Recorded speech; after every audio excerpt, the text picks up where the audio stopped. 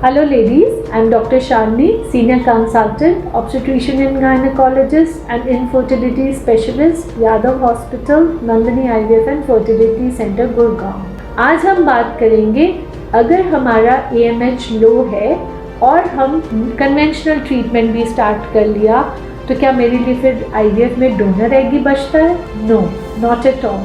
हमारी प्रैक्टिस में हम ऐसी कोशिश करते हैं जिसमें हम पेरेंट्स को मैक्सिमम चांसेस देते हैं उनके खुद का बेबी होने में, so that she is a biological mother and he is a biological father. Donor egg program is only offered to those जहाँ पे even in their IVF cycle we do not get good quality eggs or the fertilization has been very poor और the PGS PGD में हमें लगता है कि already age related aneuploidy risk है, मतलब the embryos are not good कि आगे जाके वो ख़राब हो सकते हैं पैदा जेनेटिकली।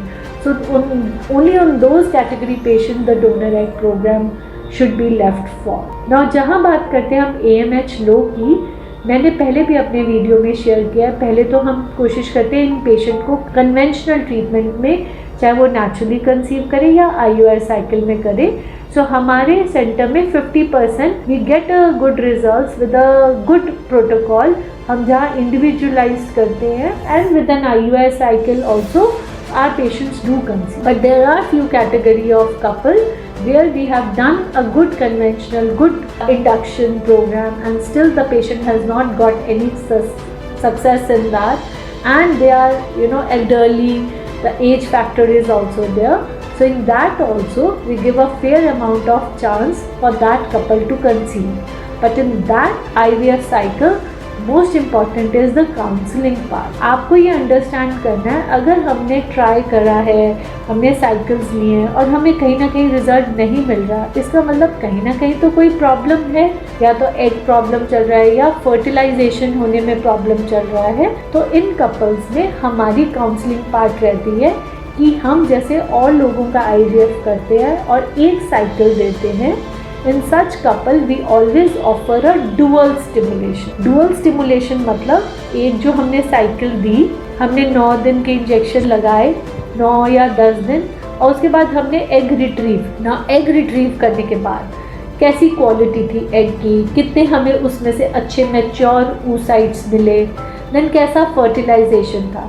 सपोज़ अगर मैंने पहली साइकिल करी और मुझे उसमें ही एग क्वालिटी बहुत पुअर मिल रही है, या उसमें बहुत ग्रैनुलेटेड है, डार्क साइटोप्लाज्म या व्हाटएवर XYZ रीज़न, तो ये पेशेंट सेकंड स्टिमुलेशन पे नहीं जाता। लेकिन अगर मेरे पास हैं ही 3-4 एग्स और मैंने एक स्टिमुलेशन प्रोटोकॉल किया जहाँ पे मुझे गुड क्वालिटी, एटलीस्ट मेरे 1 और 2 ब्लास्टोसिस्ट बन जाते हैं फर्स्ट साइकिल में, तो हम इन कपल को बिना ब्रेक दिए, जैसे पिकअप किया, 5 दिन का 6 दिन का ब्रेक दिया और 6 दिन बाद सेकेंड स्टिमुलेशन स्टार्ट कर दी, एंड अगेन सेकेंड स्टिमुलेशन दे के हम उसी साइकिल में पेशेंट के दूसरे वाले जो स्लॉट ऑफ एग्स बनते हैं उनको रिट्रीव कर देते हैं। Why we do that?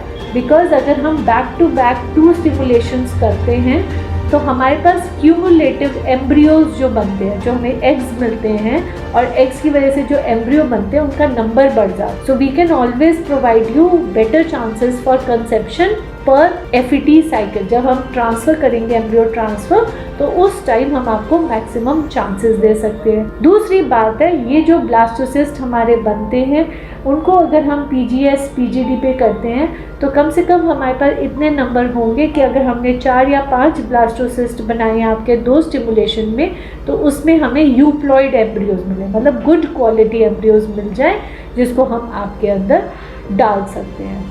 I had recently done a pickup for, I think so, she is 39-40. Unfortunately, in her first cycle, we could not get good embryos. We got the eggs, but after we fertilized it with the sperms, the embryos were slow growing. They got arrested. So I got really, we don't have to give her a second cycle. But the patient said, "Ma'am, one more try, because this cycle I was under stress. There was a lot going on in our family. let's give one more try. If I do not, then we move further. Trust me on that. We didn't do dual stimulation, we just gave her a second cycle of ovulation induction. I changed the medication, I changed a bit of a protocol, and this cycle we got 7 to 8 embryos.